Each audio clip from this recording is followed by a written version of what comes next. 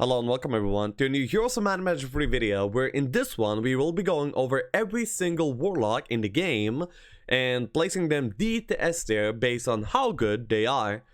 Warlocks in general are a pretty good... no, as a class they actually kind of suck. They are decently likely to get Earth Magic, but almost every single other skill that they end up rolling is pretty bad. But despite this, despite the class as a whole not being that good, they have quite a few outliers that end up carrying them in other ways, either through their starting skills or maybe their specialty or something along those lines. So we get started off with Alomar. Alomar is one of the most influential of the Warlocks. He ends up having a pretty special ability to be able to teach anyone with wisdom resurrection. He's a resurrection specialist. He starts off with wisdom and scholar. So at expert scholar, you can actually teach the resurrection to other heroes as well, which is absolutely amazing.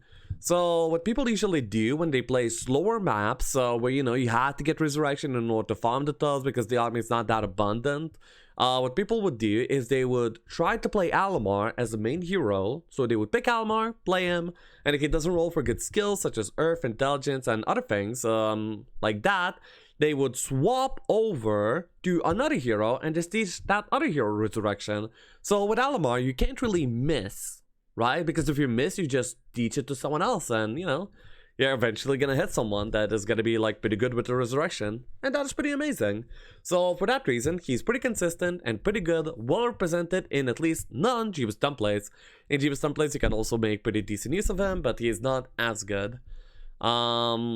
Some people would probably keep him, have him A tier, but I honestly don't really like him that much, so he's B tier in my list. There we go. Next up is we have Darkstorn. Darkstorn is not that great of a hero. He ends up being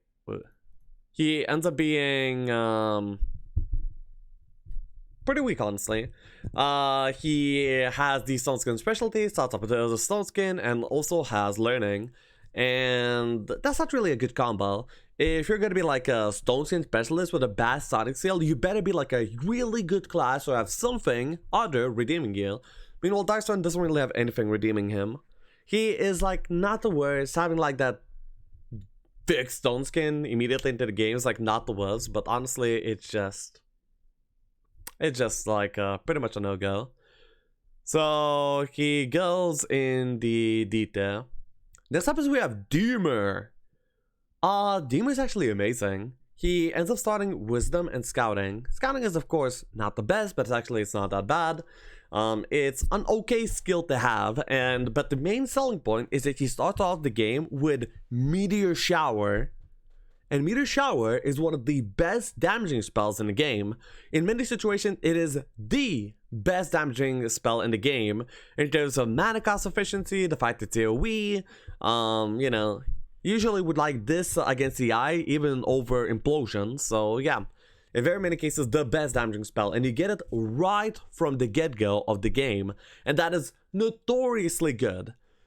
In many cases, you can actually break mirror matches because, one side gets demered, he immediately just showers the entire map, the other one doesn't, and, he's sad sitting there not being able to do fights. Demer is, like, really influential, one of the better Warlocks in the game, certainly at least A tier. If he had, like, a better starting secondary skills, or if Warlocks were a little bit better, he would be easily S tier. In my opinion, he is A tier, though. Next up is we have Jion. Jion is the Eagle Eye dude that starts off with the Eagle Eye and of course the slow spell in his book. And that's pretty good. I mean, having slow immediately to be cast on your side hero, not to mention being able to take out a scholar, is a pretty decent thing. But apart from this one single thing kind of making him like not completely garbage, he's actually like pretty bad. He's pretty bad.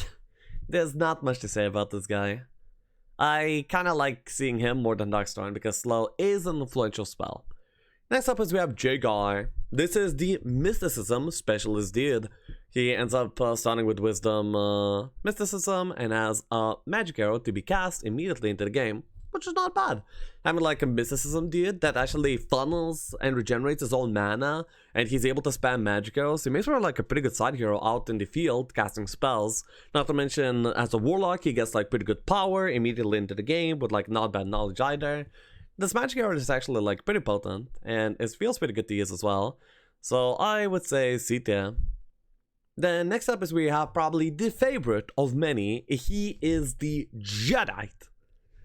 Jedi is gonna be like less consistently of a good hero than Alomar will, okay? But during the times where Jedi is a good hero, he's one of the best heroes. He can make into such a monster. Like from the very get-go of the game till the very late game, he can be very dramatically good. Way better than Alomar could ever try to be. And whenever I try to main one of these resurrection specialists between Alomar and Jedi, I'll definitely opt to try Jedi quite a bit more.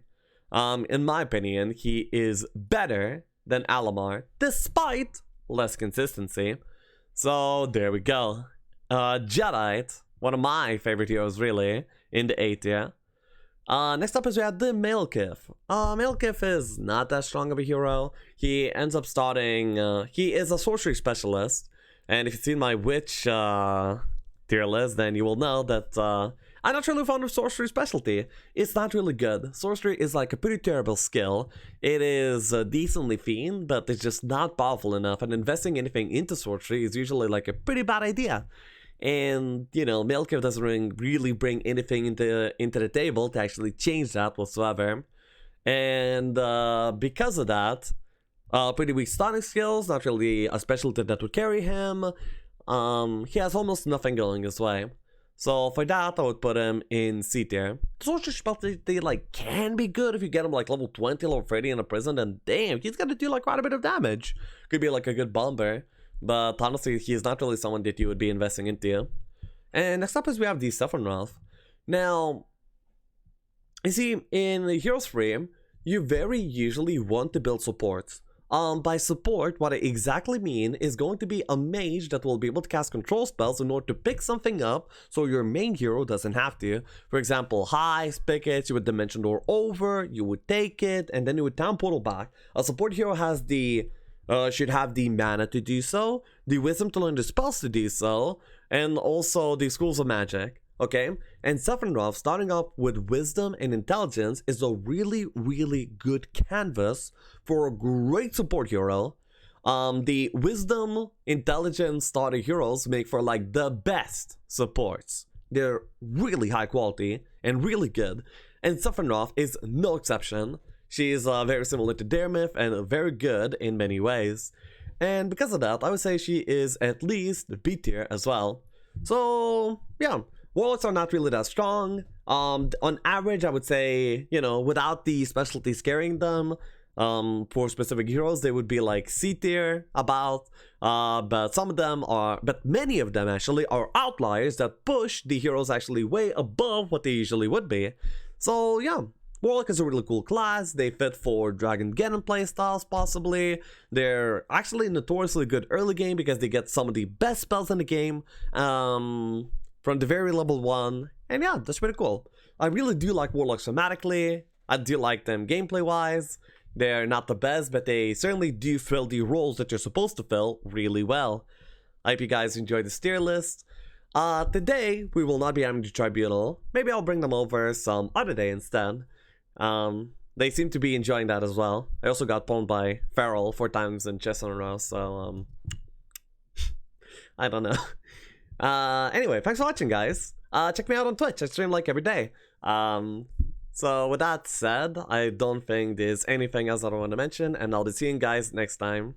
Bye bye.